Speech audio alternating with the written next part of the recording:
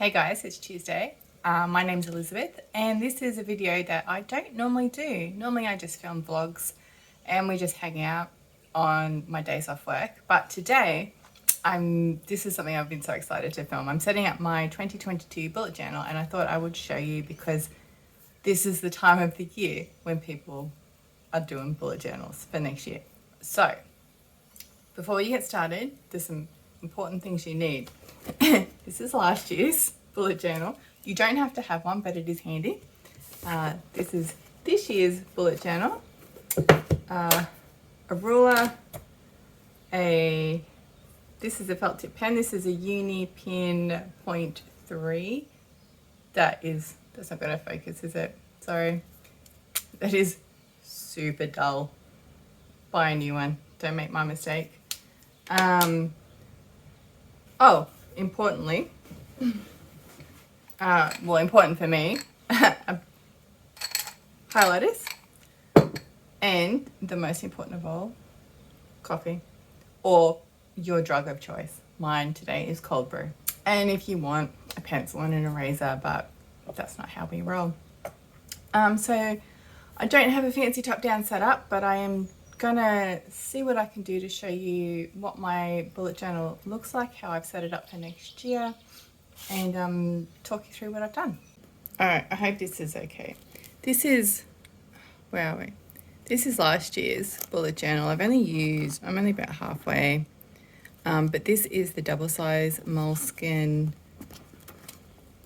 grid. I had to hand number it because it's the moleskin, but I prefer this paper. I prefer the texture. I like the way that my pen's write on it, and that's why I've gone with this one. I do have a normal size moleskin. Hang on.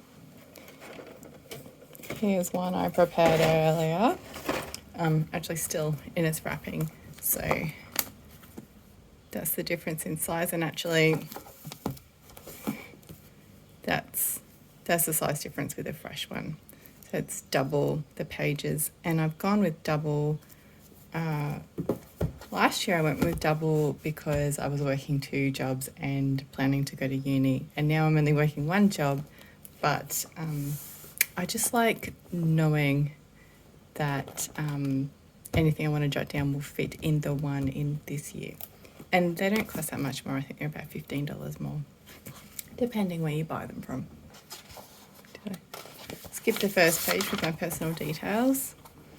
If you haven't encountered a bullet journal before, it is a journal that you draw up yourself. It is like a day agenda thing and a notebook all in one, but you decide the layout, you have to draw it up. Most bullet journals start with an index. I have got my index happening here already. Because I've done all the initial steps, but as we go through, I'm going to pretty it up. So that's as fancy as we get in here is the highlighting. And the index just means you can quickly flip to where you're going, especially once you get things like, they're called collections in bullet journal world, which is just basically sets of notes, and you put them in the index so that you can find them again. Last year, and actually bullet journal setup is typically a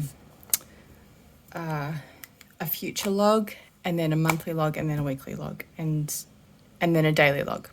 And the bullet journal book by writer Carol, I will link that below, says if you've got a phone and that's where your day-to-day calendar is, don't bother with a future log. I did one last year. Let me find it. And let me see what there is. Oh, it's like all personal details, isn't it? So here, for example, there's like what's coming up in December, and I did that for every month. This year, I thought, because I'm doing a monthly log for every month as well, why don't I just do all of them at the start? And I haven't drawn these ones yet because they take a while.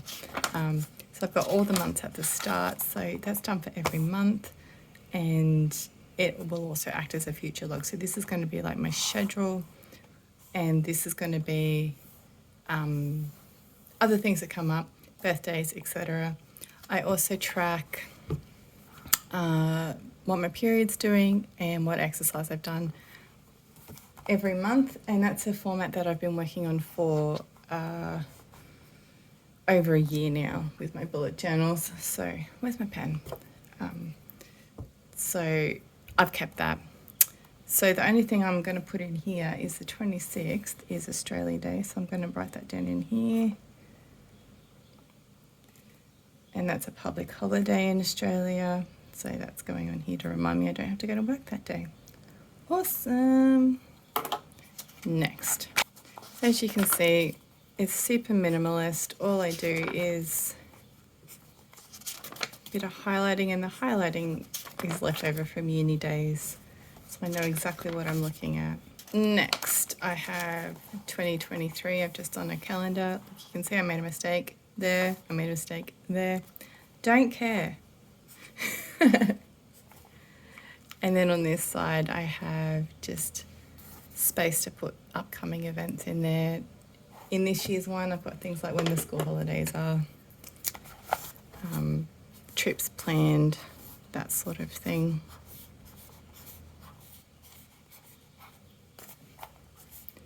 Also, if you look carefully, you will see that this side and this side do not line up. Again, do not care. I barely use this spread in this year's bullet journal, but it was kind of handy to have to like plot things like when school holidays are. Next is my reading tracker. This year I planned to read 52 books, and I'm over that, which is awesome. Actually, I'll show you how mine looks from this year.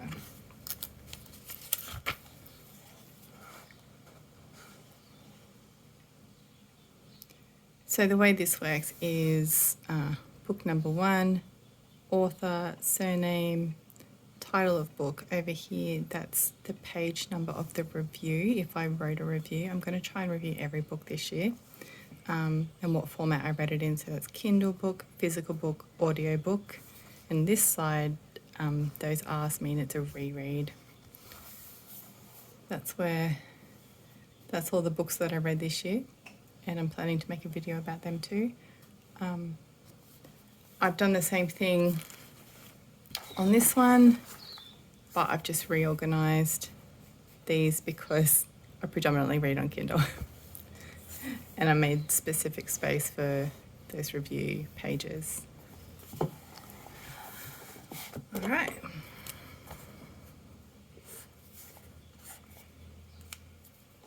Oh, again, made a mistake there, do not care. This is my TBR and my magical wish list to buy things if and when I have funds. So I have some things to go on my TBR that I'm crossing over from this year. So let me find that page and I can write them in.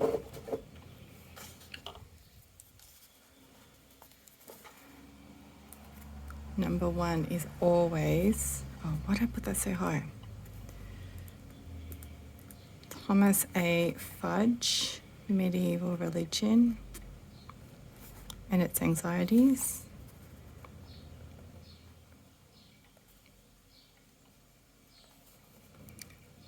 This book is so expensive, I don't think I'll ever read it, but I want to. The next one on my list is Leviathan Falls, which I am reading right now. I'm going to cross that off. Red. Scott Lynch, The Thorn of Emmeline, which has no release date yet.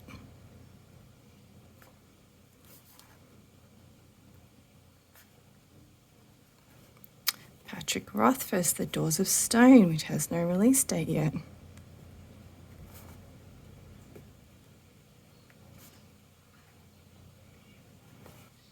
Folk, I don't know what their first name is.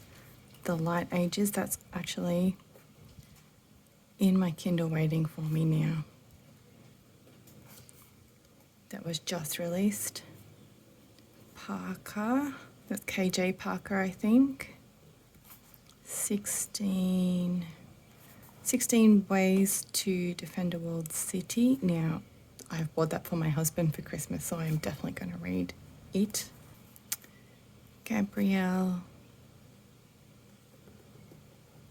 and Perry. I think it's Matthew Gabriel. Don't know Perry's first name. The Light Ages. The Light Ages and the Bright Ages. Sorry, this one is called. These are medieval histories. The Once and Future Witches. I've literally finishing that today. That one I read. Sanderson Cytonic. Guy Gabriel Kay. All the Seas of the World. And that one I have on pre-order already. And the Light Ages I did pre-order. I'm going to cross that out because I've got it. And that's ready to read. So that's my, so far my TBR. If I come across books that I think I need to add to my list, I'll put it here, but also go through my Storygraph and sometimes my Goodreads. And usually I will just download the sample into my Kindle, and that's my TBR. Because if I hate the sample, then I'm not going to buy it. Now, on my wish list, this will always be on my wish list, it's a VR console. That's the only thing I wish for. Next page. This one's period tracker. So I've just done months, and then I will colour in a circle, make it solid colour when I'm bleeding, and I will just do an open circle, like a non-coloured in circle if I'm spotting. That's probably what I need to say about that. Let me make that pretty first. This side is medical notes. If you've been watching my other videos, you will know that I've had some major medical drama in the past year or so, and so this is just like a TLDR version to just have it here, especially when I'm in appointments with different medical providers, to say this is what happened on this date, this was the result, etc. So I'll transfer some details over here from the old one, just to be like all up to date, things like when I had surgeries and things like that. All right, TLDR, this is my obsessive skincare blog. So over here I'm going to, it's just a little, where are we? Just going to put in here the name of the product I'm going to review. Have I done the draft text? Have I taken and edited the photos, which is the part that I hate the most, and when the publication date is. So I've got a list in the old one. I'm going to transfer it over to the new one. Here's the old list. It's in here somewhere. It is in the index. I could look it up. I have not looked it up. So that's the list of things to work on.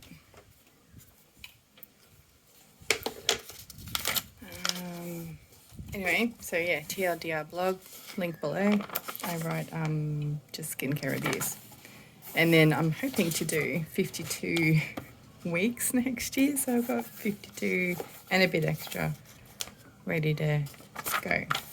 This one, video ideas. I don't think I will actually use this page, but if I have an idea of something to film, it will go there. If you have an idea of something for me to film, let me know so I can put it here.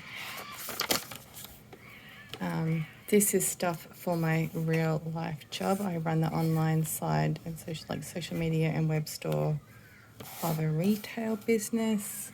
So this is just the metrics that I'm going to track next year.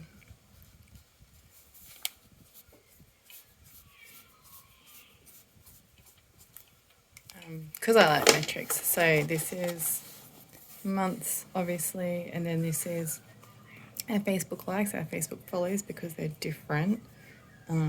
Insta follows, how many pages on our shop website, how many views on our shop website, how many sales on the website, how much like the dollar amount of the sales and the profit of the sales, and then our eBay views how many sales, the dollar amount of the sales and the profit on those sales, because eBay takes so many fees.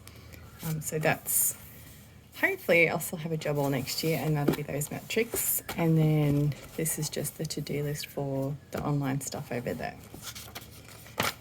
And then finally, this one I'm not sure about. I've never done it before. So we'll see. This is body metrics.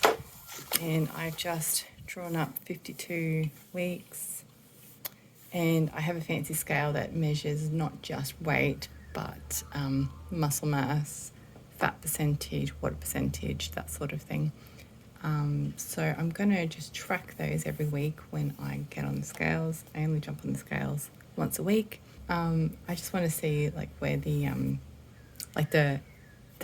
the fat percentage in the muscle mass and the skeletal mass, because I'm going to, as I get better, I'm going to start getting back into strength building exercises, and I want to see my muscles grow, but like with the numbers, not just how awesome I look. That's it.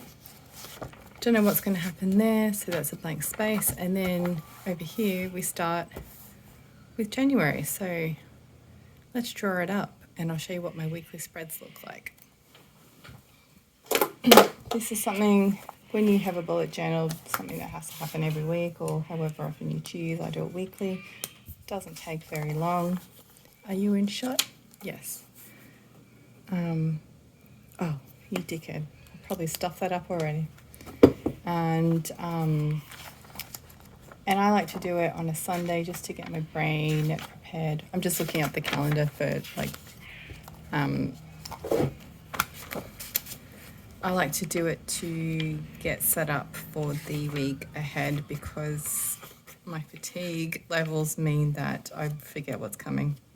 So I like to, on a Monday, just sit down and see what's happening. Where is my calendar here? All right. This is just so I know when the week starts. So I did actually stuff that up because January starts on a Saturday. So actually, I'm going to start this on the 3rd of January. We're okay. January. Can you see that? January 3 to 9. Let me pull up my layout so I can copy it.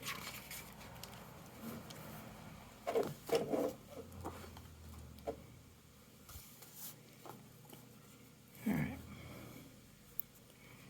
Monday, Tuesday, Wednesday, Thursday, Friday, Saturday, Sunday. January, we decided started there. 31. Okay. 1, 2, 3, 4, 5, 6, 7. Is that right? Isn't that 8? 1, 2, 3, 4, 5, 6, 7, 8. Yes. 1, 2, 3, 4, 5, 6, 7, 8. How cool's my ruler? It's my kid's, and I stole it off her. She got it from the Science Works in Melbourne.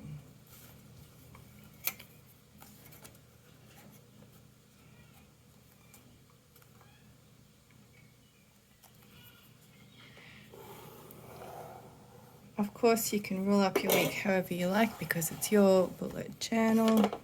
This is just what has been working for me recently. And it has, oh, how am I going to do this? Need some space. I've had many iterations of what this looks like, and this is the one that's working for me at the moment. Let's see, this week. So this week, this is my to-do list for the entire week, and I will just put things on there and cross them off as they come up, because I'm always looking at this page. They're always there.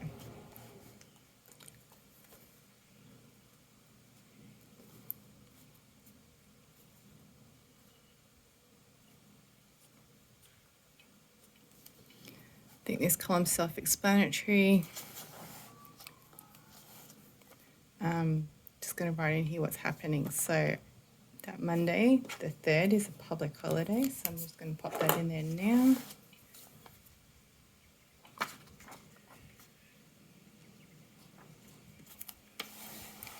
That's probably all that's happening that week.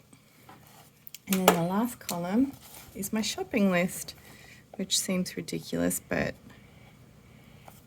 it's good just to have it there. And then I do my shopping. Groceries come on a Friday, so it's always last in my meal plan. Friday, Thursday, Wednesday, Tuesday, Monday, Sunday, Saturday.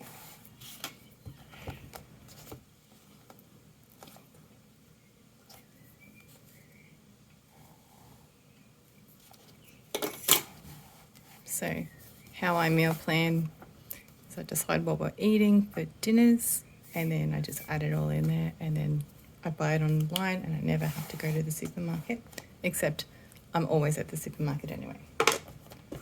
And then hopefully that ink's had a chance to dry. Otherwise it'll smudge, and I will go, that's smudged. Yeah, see, look. Bugger. She says, continuing, because who cares? This one's green. I highlight the week that we're in, and then public holidays get highlighted with yellow. So actually, back in my January page, I should put in here the 3rd is, the 1st is New Year's Day, and the 3rd is public holiday. Alright, that is how we do the bullet journal. I'm sorry you were on the slide the whole time. You can see how super minimalist this is. And then over here, we're going to start on the 3rd. So 3.1.m for Monday. That's how we start the year. Oh my goodness, it is time for coffee. That's how I set up my bullet journal.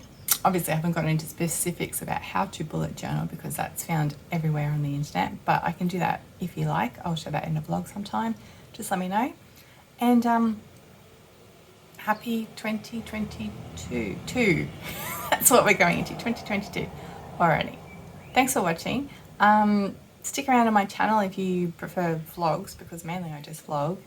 Or hopefully this inspires you to get into bullet journaling without the pressure of having to make it pretty, because you do you. Like, this is a basic setup that came from my uni note-taking days. Works for me. The highlighting in particular is what makes information stand out to me, and there is no drawing. Although in my last year's one, while I'm here, I'll just show you.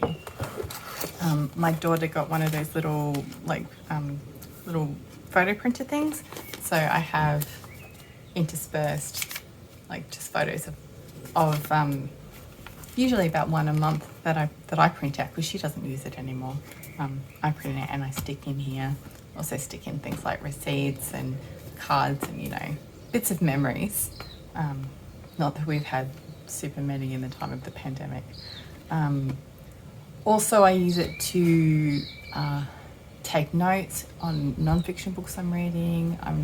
Do reviews of fiction books I'm reading, and I'm trying in 2022 to be more diligent about getting that done. Oh, another thing I didn't show you is right in the very back, I have template for my blog posts. So when I'm just sitting here, I've got like the basic structure of my blog post, and also the basic structure I want for my book reviews, which is basically start date, finish date, publication date, the format I read it in, why I picked it up in the first place, my thoughts as I'm reading. I'm going to try and do that.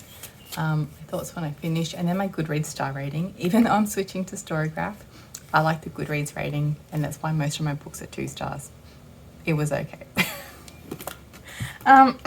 Links to all those places as well down below. Thanks for hanging out with me, and I might see you next time. Bye.